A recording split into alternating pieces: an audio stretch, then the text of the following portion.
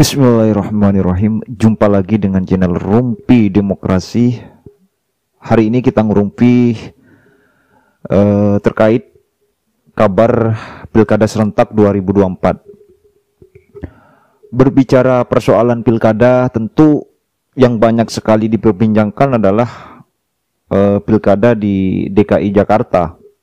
Karena bagaimanapun pilkada yang ada di DKI Jakarta ini akan menjadi tolak ukur perpolitikan yang ada di Indonesia.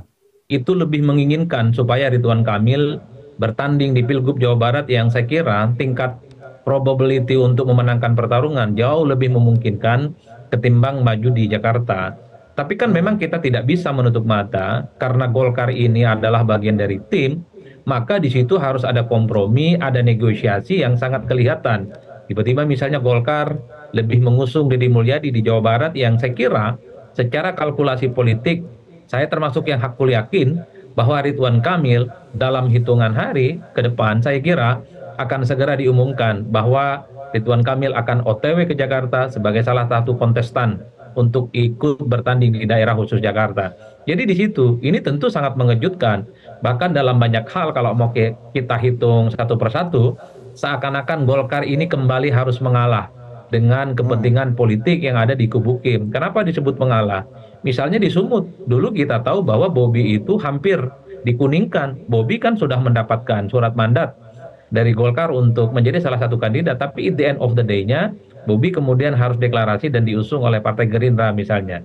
Di Jawa Barat, saya mendengar langsung misalnya dari statement-statement elit Golkar dalam berbagai diskusi secara terbuka, mereka sangat kelihatan bahwa RK itu jauh lebih rasional, jauh lebih realistis, dan jauh lebih mungkin untuk menang di Jawa Barat ketimbang di Jakarta. Oleh karena itu, ketika ada pernyataan Ketua Umum Airlangga Hartarto dalam hal ini mendukung Deddy Mulyadi di Jakarta, ini bisa dipastikan 1000% bahwa RK akan bertanding di Jakarta, bukan lagi di Jawa Barat. Per hari ini setidaknya seperti itu peta politiknya. Hanya dalam survei per hari ini masuk dalam 3 besar sosok yang dinilai punya elektabilitas yang relatif kuat dan kompetitif ya. Pertama Anies, yang kedua Ahok, yang ketiga adalah Ridwan Kamil. Bahkan kalau dalam simulasi survei, sekalipun elektabilitas RK ini misalnya masih agak terpaut jauh dari Anies dan Ahok, tapi kalau coba untuk disimulasikan Ahok misalnya tidak jadi maju atau tidak lolos dalam putaran selanjutnya, ada kecenderungan pemilih Ahok itu akan ke Ridwan Kamil dibandingkan dengan Anies Baswedan. Jadi ini yang sepertinya membuat kenapa RK sepertinya akan di-OTW-kan, karena ada kecenderungan pemilih-pemilih nasionalis yang selama ini misalnya terafiliasi sebagai basisnya Ahok, itu terkonfirmasi akan lari ke RK. Jadi ada konfidensi di mana pemilih-pemilih di Jakarta itu akan melakukan migrasi dan pilihan politiknya kepada Ridwan Kamil. Yang kedua, tentu saja ada keyakinan dalam konteks ini bahwa mesin politik Kim, apalagi ada isu soal Kim Plus di Jakarta, ini akan membuat betapa ekspos dan kerja-kerja politik Ridwan Kamil di Jakarta akan dimaksimalkan untuk mengejar elektabilitas yang sebenarnya cukup jauh dibandingkan dengan Anies Baswedan. Jadi dua hal variabel ini yang menurut saya bisa dijadikan sebagai instrumen kenapa at the end of the day-nya Ridwan Kamil kemungkinan akan OTW di Jakarta, tentu di luar bahwa ini tentu menjadi domain elit-elit partai di Kim, suka tidak suka Golkar kembali dinegosiasi untuk memajukan RK di Jakarta ketimbang di Jawa Barat. Tapi ada variabel yang ketiga, Mas. Ada kutukan pilkada Jakarta yang saya kira terjadi pada petahana. Foke Fauzi Bowo saat itu adalah petahana, maju yang kedua kalinya itu kalah dengan pasangan Jokowi dan Ahok. Begitupun dengan Ahok, seorang petahana kemudian mencalonkan diri untuk jadi gubernur yang kesekian kalinya, kalah dengan Anies Baswedan dan Sandiaga Uno. Kita tahu, Foke saat itu yang kembali bertanding, Ahok yang saat itu bertanding, elektabilitas dan approval ratingnya di atas rata-rata. Para penantangnya itu dianggap newcomer, tidak terlampau populer, tidak terlampau memiliki elektabilitas yang tinggi. Tapi kita tahu bahwa pilkada di Jakarta ketika Foke maju, kemudian Ahok ketika maju yang kedua kalinya, itu tumbang dengan penantang-penantang yang baru. Bukan tidak mungkin kalau Ridwan Kamil mampu mengaksentuasi dan mengkapitalisasi semua resource dan mesin politik yang ada di Kim, kutukan ini akan juga berlaku kepada Anies Baswedan dan kembali petahana akan kalah di Jakarta. Atau sebaliknya, kalau Anies mampu menahan aura, pamor, dan kekuatan politiknya di Jakarta. Siapapun yang melawan Anies, Anies bisa dipastikan akan memenangkan kembali. Ujiannya adalah apakah Anies Baswedan mampu melawan kutukan para petahana yang maju di Jakarta yang dulu kalah, tapi ini tidak akan terjadi pada Anies Baswedan. Tentu kerja-kerja politik, sosialisasi, dan kampanye turun ke bawah meyakinkan pemilih secara langsung akan menjadi ujian yang nyata betapa di Pilkada Jakarta siapa yang sebenarnya akan memenangkan pertarungan. Anies Baswedan kah ataukah Ridwan Kamil yang sangat mungkin akan diusung oleh Kim? Partai politik yang sepertinya iman politiknya cukup kokoh untuk mengusung Anies Baswedan. Pertama tentu PKS karena di situ ada variabel Sohibul Iman untuk dijadikan sebagai wakil. Yang kedua adalah Nasdem ya, di mana secara deklaratif kedua partai ini sudah memberikan dukungan secara terbuka.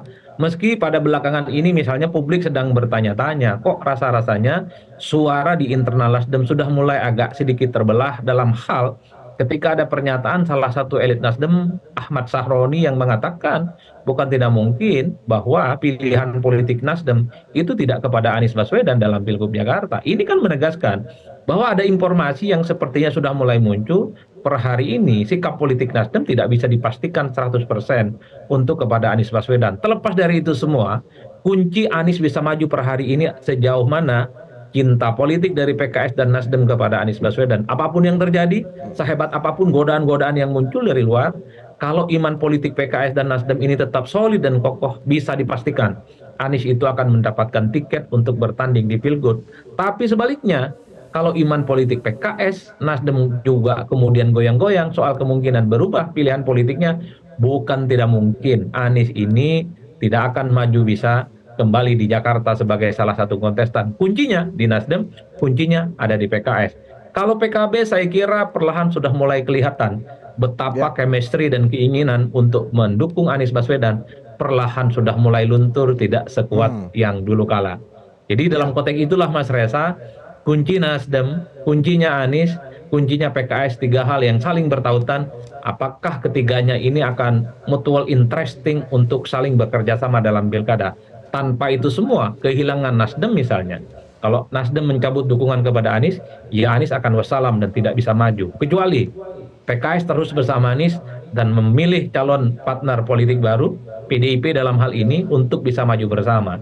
Ini yang sepertinya akan membuat dinamisasi betapa Pilkada Jakarta per hari ini, persoalan Anies Baswedan bisa maju ataupun tidak, orang kemudian memberikan skor 50-50. Karena belum ada satu kesimpulan yang menegaskan Anies otomatis akan bisa bertanding. Mengingat statement-statement elit Nasdem beberapa waktu yang lalu itu memunculkan spekulasi bahwa Nasdem pun pada tikungan akhir bukan tidak mungkin akan mengurungkan niatnya untuk mendukung Anies Baswedan. Tinggal kita tunggu apakah partai yang sudah deklarasi mendukung Anies Baswedan tetap akan mendaftarkan diri ke Pilkada Jakarta ataukah akan kemudian mundur secara teratur dan mengarahkan dukungan politiknya kepada yang lain.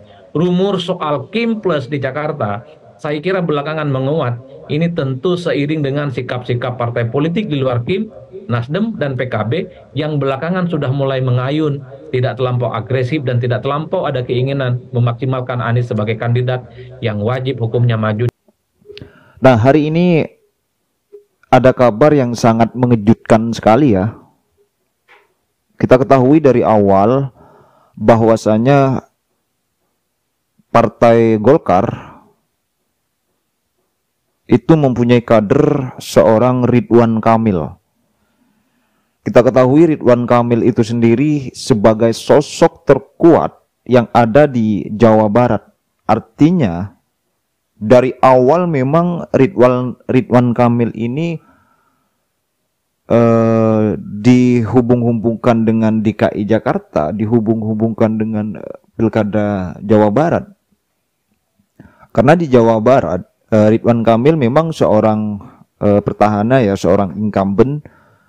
Namun yang menjadi kabar mengejutkan hari ini, Partai Golkar yang awalnya atau mempunyai kader seorang Ridwan Kamil, tetapi pilihan rekomendasi atau merekom bukan kepada Ridwan Kamil, tapi kepada Pak Deddy Mulyadi. Kita ketahui Pak Deddy memang awalnya dari kader Golkar. Kita ketahui semua Pak Dedi ini memang sangat elektabilitasnya sangat tinggi ya di Jawa Barat, tapi masih kalah survei kepada Ridwan Kamil. Pak Dedi ini adalah seorang kader Partai Gerindra. Kita ketahui sejauh ini Pak Dedi mengawal kasus Vina ini ya, datang dari sebuah kota ke kota sini. Ya.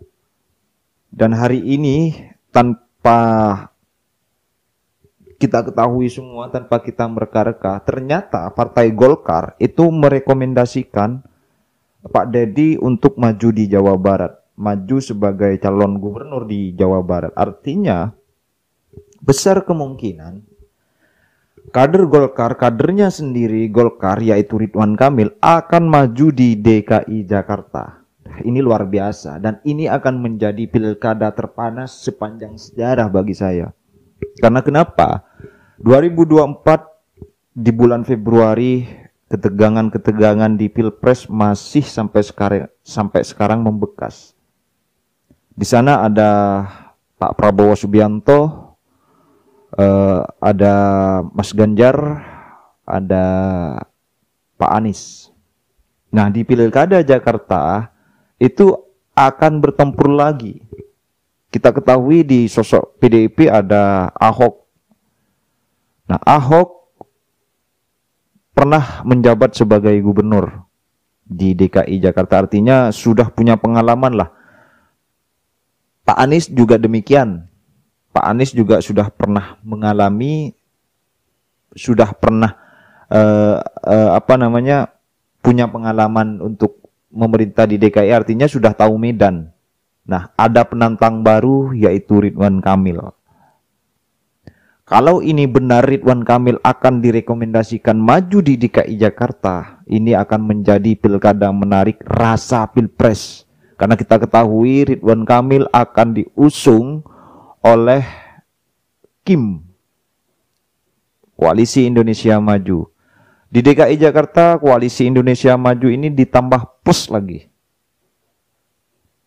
Artinya punya kekuatan yang memang sangat kuat sekali.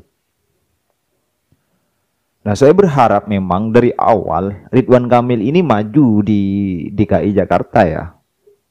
Karena biar seimbang lah. Ini kalau hanya Pak Ahok dengan Pak Anies, ini kan sudah terjadi di tahun sebelumnya atau di pilkada sebelumnya. Ini sudah pernah terjadi. Pak Ahok sama Pak Anies sudah pernah tanding. Yang kalah ya Pak Ahok waktu itu. Nah, hari ini ada Pak Ahok dan Pak Anies akan tanding kembali ya. Dan ada penantang baru yaitu Ridwan Kamil. Apakah nanti kekuatan Pak Anies masih sama atau tidak? Atau kekuatan Pak Ahok malah sebaliknya? Sejauh ini yang resmi masih Pak Anies untuk maju. Karena dari awal PKS sudah mendeklarasikan Anies Baswedan untuk maju di DKI Jakarta bersama Sohibul Iman. Apakah penetapan ini akan menjadi blunder atau tidak? Sejauh ini Anies sudah mengantongi dua partai, yaitu Partai Nasdem dan Partai PKS. Yang masih belum masuk ada PKB, P3 mungkin, dan yang lain-lain. Di kubu PDIP sendiri ada PDIP, ya, dan yang lain. Kim hari ini masih solid ya. Ada Demokrat, Gerindra, Golkar, dan PAN. Selebihnya dari itu ya silakan bisa berkreasi semenarik mungkin di pilkada DKI Jakarta ini. Saya rasa pertandingan yang akan bertanding di DKI Jakarta ini akan sangat luar biasa dan tertuju ke sana. Tertuju kepada DKI. Siapakah nanti yang akan memenangkan? Wallahu a'lam. Tapi yang jelas hari ini partai yang masih gemuk dan menjadi taktik yang mematikan nanti dari Kim itu adalah Ridwan Kamil. Karena tidak ada lagi sosok selain Ridwan Kamil di Kim khususnya yang bisa menyaingi Pak Anies Baswedan di DKI Jakarta. Tapi kalau Pak Ridwan Kamil maju di DKI Jakarta, saya sangat setuju sekali, dan ini akan menandingi elektabilitas seorang Anies Baswedan dan Pak Ahok atau Basuki, atau yang kita sebut dengan Pak Ahok. Ya, saya rasa itu perkembangan-perkembangan nanti terkait bagaimana proses di DKI Jakarta ini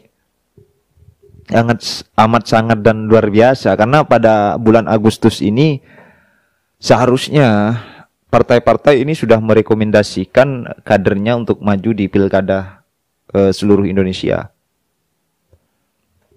Gitu. Jadi ya kita tunggulah waktunya. Di akhir Agustus saya rasa semua partai sudah tahu nama-namanya mana yang akan diusung. Yang jelas kalau untuk DKI Jakarta adalah Anies Baswedan maju di DKI Jakarta. Siapapun lawannya nanti harus bisa menandingi Pak Anies Baswedan. Karena hanya Pak Anies Baswedan elektabilitas di DKI Jakarta, survei di DKI Jakarta masih tinggi. Yang kedua ada Pak Ahok, dan yang ketiga mungkin Pak Ridwan Kamil mungkin ya. Tapi yang jelas siapapun pendatang baru, Pak Ridwan Kamil misalkan diutus oleh Kim, saya rasa dan sangat setuju sekali. Karena nanti di pilkada serentak ini akan panas ya. Yang nasionalis ada, yang yang agamis ada. Ya itu mungkin silahkan kita ikuti pilkada-pilkada ini, jangan sampai anti demokrasi. Salam dari saya. Assalamualaikum warahmatullahi wabarakatuh.